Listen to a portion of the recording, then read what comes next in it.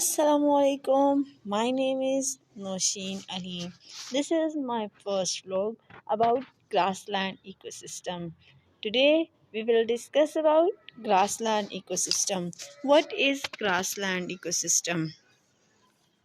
Grassland ecosystem जो है वो क्या है? एक ऐसा इन्वायरमेंट कि जहाँ पर ज़्यादातर ग्रासेस ही ग्रासेस हों, आपको सिर्फ ग्रासेस ही ग्रासेस नज़र आ रही हो, लेकिन वहाँ पर जो है एनिमल्स भी हों, माइक्रो ऑर्गेनिजम्स भी हो, और वो एक इन्वायरमेंट में रह रहे हो, एक ऐसे इन्वायरमेंट में कि जहाँ पर ग्रासेस हो। तो ऐसे जो एरिया होते हैं इनको हम ग्रासलैंड इकोसिस्टम कहते हैं, और उनकी प्राइमरी जो फॉर्म होती है वो वेजिटेशन, वो भी जो है ग्रासेस ही होती है। तो ऐसे इकोसिस्टम को हम ग्रासलैंड इकोसिस्टम कहते हैं। हमारी अर्थ का 40% एरिया ग्रासलैंड ने कवर किया हुआ है।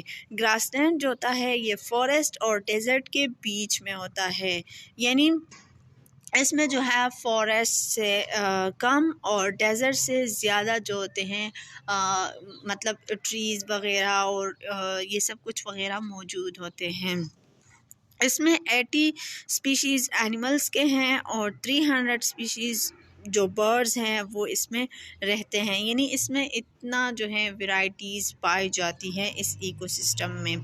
फिर इसके एग्जांपल क्या है कि ग्रासलैंड जो इसमें इंक्लूड है यूरेशियन स्टेफी है, नॉर्थ अमेरिकन प्रेरीज है एंड अर्जेंटीना पैम्पस है।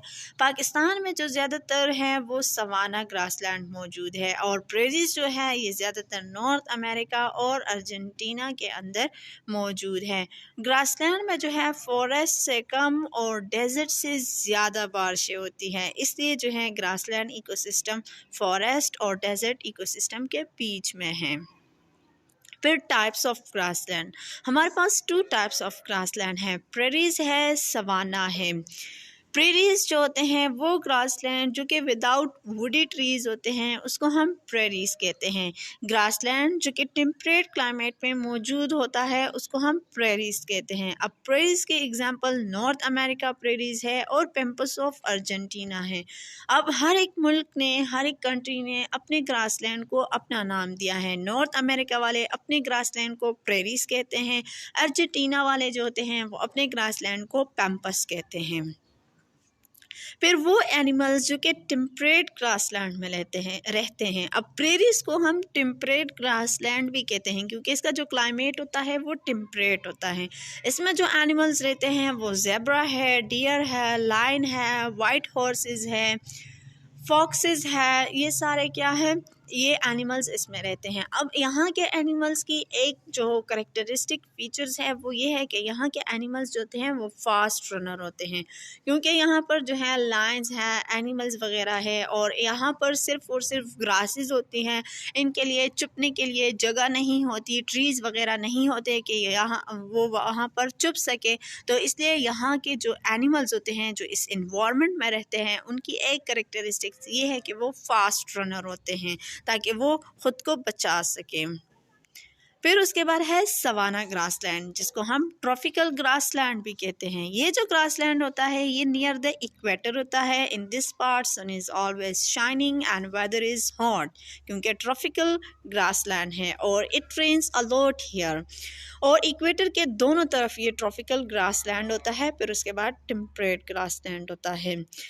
वो इसमें जो है स्कैटर्ड वुडी ट्रीज़ होते हैं, यानी पेले हुए वुडी ट्रीज़ होते हैं जिसको हम सवाना कहते हैं। और मैं पहले भी बता चुकी हूँ कि पाकिस्तान में ज़्यादातर कौन से ग्रासलैंड होते हैं, सवाना ग्रासलैंड होते हैं जो कि ट्रॉपिक क्लाइमेट में होते हैं। और ट्रॉपिक क्लाइमेट क्या होता है, हॉट क्लाइमेट होता है, क्योंकि ये इक्वेटर जब सन की शुआएँ होती है, वेव्स होते हैं, वो डायरेक्ट इक्वेटर्स पे पड़ते हैं। तो इक्वेटर्स के करीब जो ज़मीन होती है वो भी गर्म होती है, हॉट होती है। तो इसलिए जो है यहाँ का जो क्लाइमेट है वो हॉट है। ट्रॉपिकल का टेम्परेचर हॉट होता है और टेम्परेट का जो है वो विंटर कोल्ड होता है। ओके, उसका कोल्ड क्लाइमेट है। फिर यहाँ पे जो वुडी ट्रीज़ होते हैं उस वाले ग्रासलैंड को हम सवाना कहते हैं। इसके एग्जांपल में सेरेंगेटी जो तांजानिया कंट्री है उसका ग्रासलैंड है एग्जांपल में। आप इस पिक्चर में देख भी सकते हैं कि ये कौन सा ग्रासलैंड है, सवाना ग्रासलैंड है। फिर उसके बाद जो है नेक्स्ट हम आते हैं यूरेशियन स्टेपी, जो कि लार्जेस्ट टेम्परेट ग्रासलैंड है और ये दुनिया का सबसे लार्जेस्ट ग्रासलैंड है। इसको हम यूरेशियन स्टेपी कहते हैं। यूरेशियन जो है ये यूरोप और एशिया को कंबाइन करके हम इसे यूरेशियन कहते हैं। तो ये यूरोप और एशिया में फैला हुआ है, तो इतना बड़ा ग्रासलैंड है, इसको हम यूरेशियन स्टेफी कहते हैं, जो कि हंगरी से चाइना तक फैला हुआ है। इसका जो क्लाइमेट है वो ड्राई है। यहाँ पर जो ग्रासी प्लेन्स होते हैं। स्टेफी जो है ये सेमी एरिड है और ये रिसीव करता है 10 to 20 inches of rain per year, जो कि एक इनफ होता है, काफ़ी होता है कि सपोर्ट करे सिर्फ और सिर्फ शॉर्ट ग्रासेस को। इतना नहीं काफ़ी होता कि टाल ग्रासेस उग सके या ट्रीज़, क्योंकि उनके लिए पानी की जो ज़रूरत होती है वो ज़्यादा होती है और इसमें तो पर ईयर जो है 10 to 20 इंचज़ है, तो सिर्फ इतना काफ़ी है कि शॉर्ट ग्रासेस ही इसमें सरवाइव कर सके। हिस्टोरिकली जो यूरेशियन स्टेपी है ये रूट बहुत इम्पोर्टेंट है फॉर ट्रेवल एंड ट्रेड, यानी सफ़र के लिए और तिजारत के लिए। जो मोस्ट फेमस ट्रेड रूट है स्टेफी की वो सिल्क रोड है, जो कि कनेक्ट करता है चाइना को, इंडिया को और यूरोप को। ये जो सिल्क रोड है ये 6500 किलोमीटर लॉन्ग है। फिर उसके बाद क्या है, ये जो आप इस मैप में देख सकते हैं कि ये जो रेड लाइंस बनी हुई है, ये जो रेड लाइंस हैं, ये जो रेड लाइंस हैं ये क्या है, ये सिल्क रोड है। और ये जो ब्लू लाइंस वाली है ये सी रूट है, मतलब उनका समुद्री रास्ता भी है और ज़मीनी रास्ता, लेकिन ज़मीनी रास्ता ये सिल्क रोड वाला है। ये जो सिल्क रोड है इसे एक जर्मन जियोग्राफर एंड ट्रैवलर था 1877 में, उसने इसे सिल्क रोड का नाम दिया। ये जो है 200 BC में तिजारत के लिए ये सिल्क रोड यूज़ की जाती थी। इसमें चाइना से जो है इंडिया, यूरोप और एशिया को सिल्क की जो है एक्सपोर्ट की जाती थी और वो इसी रास्ते से एक्सपोर्ट की जाती थी। 13वीं सेंचुरी के दौरान जो है मंगोल के एक लीडर थे चंगेज़ खान, उसने चीन के रास्ते से पूरे स्टेपी को फतह किया। अब ये स्टेपी जो है इसको हम मंगोलिया कहते हैं और सिल्क रोड जो है ये वेस्ट और ईस्ट को आपस में कनेक्ट करता है। इसके ज़मीनी और जो समंदरी है दोनों रास्ते हैं, यानी समंदर से ये ब्लू लाइन वाली समंदरी रास्ता है और ये जो रेड लाइन है ये ज़मीनी रास्ता है। फिर आप ये वर्ल्ड का मैप है, अब ये पूरे वर्ल्ड का मैप है कि पूरे वर्ल्ड में कहाँ कहाँ पर ग्रासलैंड्स हैं। तो प्रेरीज जो है वो नॉर्थ अमेरिका में है, सवाना जो है वो अफ्रीका में है, पैम्पस जो है वो साउथ अमेरिका में है, सवाना यहाँ पर भी है,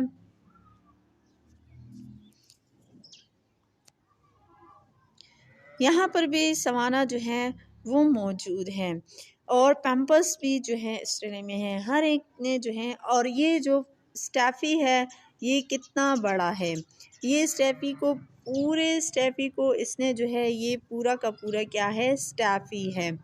स्टैफी बहुत बड़ा है। पैम्पस जो है ये वाला जो है ये पूरा का पूरा पैम्पस है, ये वाला जो है पूरा का पूरा प्रेरीज है।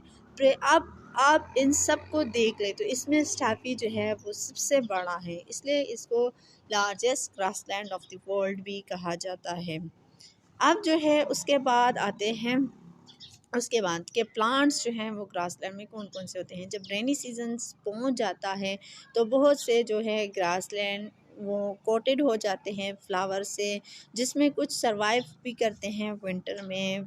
जिस वो क्या कहते हैं, with the help of underground storage organs, उनमें ऐसे होते हैं जो उनका जो थिक सिस्टम बेसिस है वो भी स्ट्रॉन्ग होता है, तो वो विंटर में सरवाइव कर पाते हैं। और विंटर में जो है ग्रासलैंड, और जब रेनी सीज़न आता है तो ये ग्रासलैंड जो है पूरा का पूरा फ्लावर से भर दिया जाता है।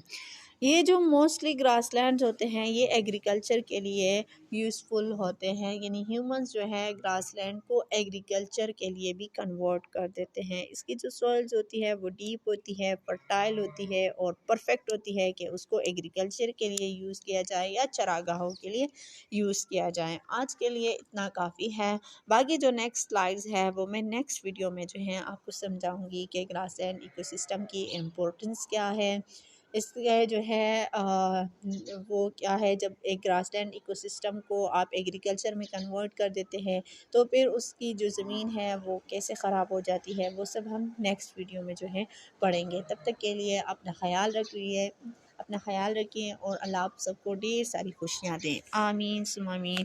Please like and subscribe my channel and don't forget to press bell icon. अल्लाह हाफिज़।